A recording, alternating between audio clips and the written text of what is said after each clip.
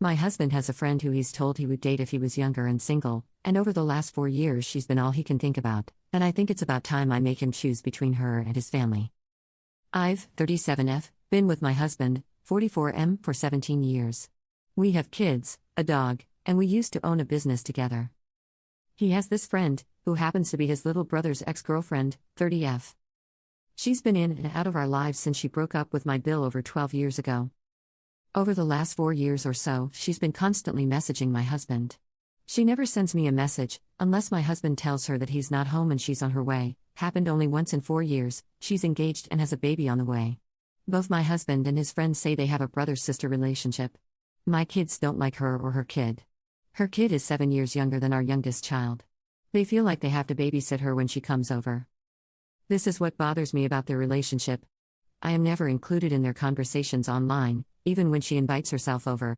My husband once told his brother that he thought that she was hot and if he was younger and single he would try to date her. My Bill sent me a message to warn me about their relationship when I spoke to my husband about it. He laughed it off and told me his brother was jealous. During an intimate moment my husband told me that she was the only person he would ever ask to do a threesome with us. That was never discussed between us before, not even the option of a threesome. When she comes over, she barely speaks directly to me, always to my husband. I have to butt into the conversation for her to even acknowledge me. I'm tired of feeling like the third wheel in their friendship. Last year he gave me one of his old cell phones because mine had broken.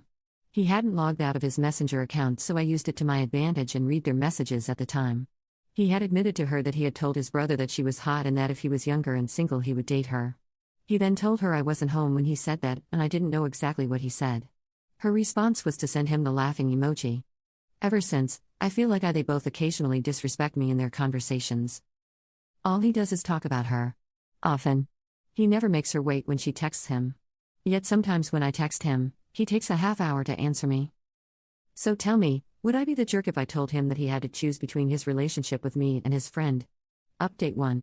We've had several talks over the last few weeks. At first he wanted to work things out. As a matter of fact, he says he never meant any of it and he keeps apologizing for breaking my trust. Now he's being a plain piece of garbage.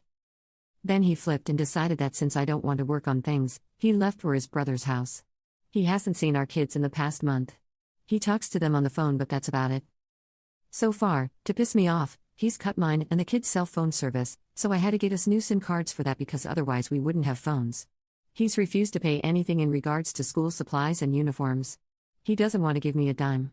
He hasn't done his taxes this year, which means I won't get any family allowance, CCTB, which cuts me $1,800 a month on my budget. I was able to sign the kids up for a local school supply distribution. The only thing they don't help with is the uniforms. Thankfully only my older two need uniforms. My oldest has some old uniform shirts that will be passed down to my other child. Which means my daughter will be wearing her older brother's shirts. She's really annoyed by the situation and has been giving me lots of attitude about it, but at the moment I can't afford t-shirts at $35 a piece with the school's logo on it, so she has no choice. Unfortunately, uniforms are mandatory. I spoke to his friend as well. I told her everything that was going on. He told her he left me because I cheated on him, which isn't true, and she blames herself for what happened. Personally, I just think she was putting on a show. I haven't spoken to her since.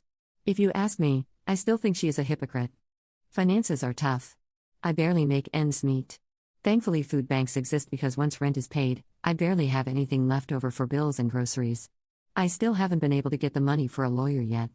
I've tried taking loans, but that didn't go over well. I've tried the borrow sub, and that hasn't worked either. Now it's like we're in a state of Cold War. He refuses to talk to me. For the time being. I guess he'll come around eventually. For the kids' sake, I hope. I feel like sometimes I'm drowning in all this mess. Update 2.